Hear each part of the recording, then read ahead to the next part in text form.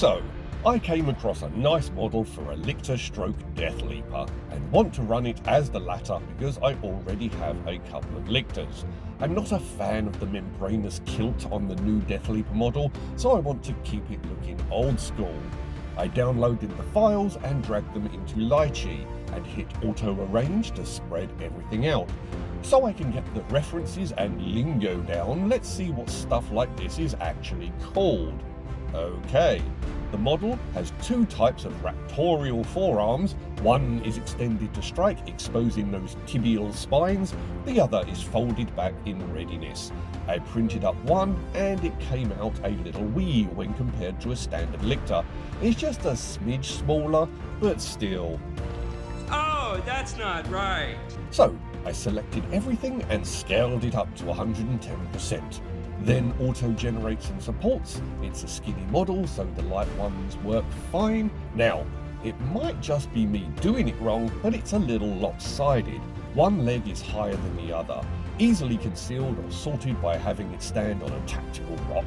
And then I remembered the file of bases I've used for other models, like for Lord Solar Leontus in Death Core of Krieg attire. Some of these bases have steps, which would be ideal for this model. It'll just be stepping up. Plus, it's an epic hero. It needs to have a base with a little more oomph.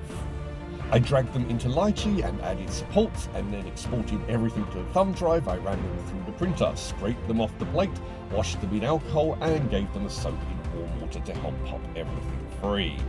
Next up, I snagged a bottle of translucent resin, so I deleted the bases from the Lychee file and re-exported. Then pouring the opaque resin back into the bottle, and just in case, I dropped a funnel in, added a small sieve that I propped up by the handle on the paper towels, and poured the resin through it to catch any lumps from failed prints or bits that may have fallen off from previous ones.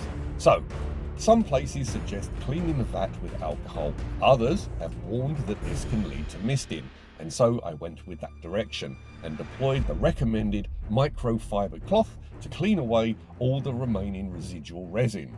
Once cleaned, pour in the clear resin and get that printer running. When they come out, the clear resin is a little more brittle. When scraping them off, the supports shatter and fly all over the place, and because they are see-through, expect to feel things crunching underfoot for a while. A good rinse in the alcohol, and then into the warm water they go for a soak. Taking an X-Acto to them to remove any stray struts, and here are all the pieces, ready for assembly. Normal Gorilla Superglue dries clear, so it's perfect for this duty.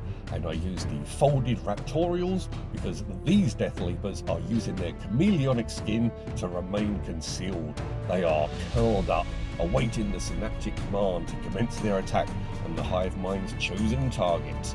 Now, apparently, there is a means to make them even more clear should you wish to. You do minimal cleaning and then apply a gloss clear coat after curing. The haze is from the surface layer lines, but I like them like this. It's more predator looking, more chameleonic rather than just invisible. Meanwhile, off to the hiking boot box for a blast of Chaos Black Primer, and then on to the bases, which get a layer of Screaming Skull, and then a wash of Seraphim Sepia Shade, which settles in all the cracks and decorative masonry, really bringing out the details and creating excellent shadows.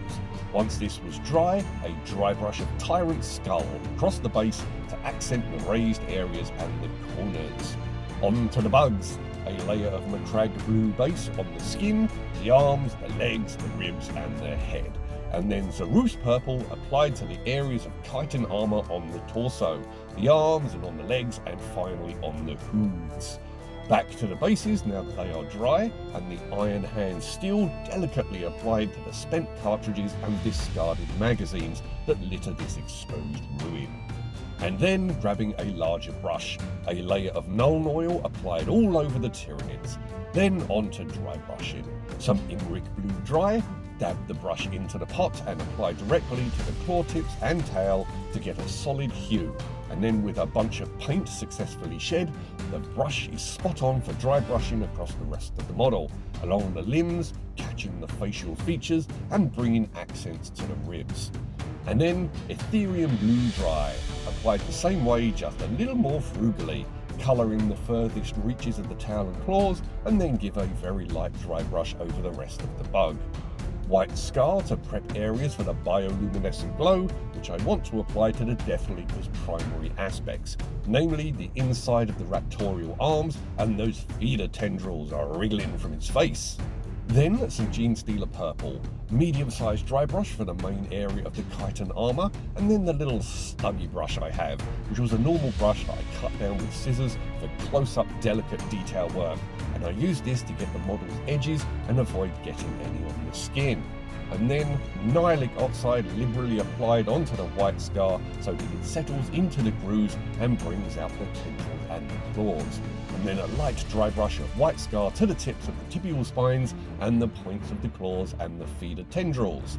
Another pair of bases, different ones, these ones featuring a fallen statue, fresh from the printer, and the same application of Screaming Skull across the structure, and once this is totally dried, a wash of Seraphim Sepia Shade to make the whole thing really stand out. And once this was dry, a dry brush of Tyrant Skull to accent the more acute edges. And finally, gluing the Deathleapers to the bases so that I have a poised Deathleaper in a camouflage state to place on the battlefield. And when I deploy it, I used a colourful fellow with raptorials out and extended to kill. And here are a pair of Deathleapers, cunning and meticulous. They use terror as a weapon, in addition to the organic armaments the Hive Mind engineered for this evolved variant of the Lictor. They are lethal predators, exemplary assassins, with chameleonic skin and feeder tendrils that can bore into a target's skull and extract secrets and even memories. Lurking in shadow and cover, they remain hidden from view until their prey becomes a viable target, whereupon they move with terrifying speed and agility and then bring their formidable bioweapons to bear to deliver devastating havoc to their enemy before melting away again.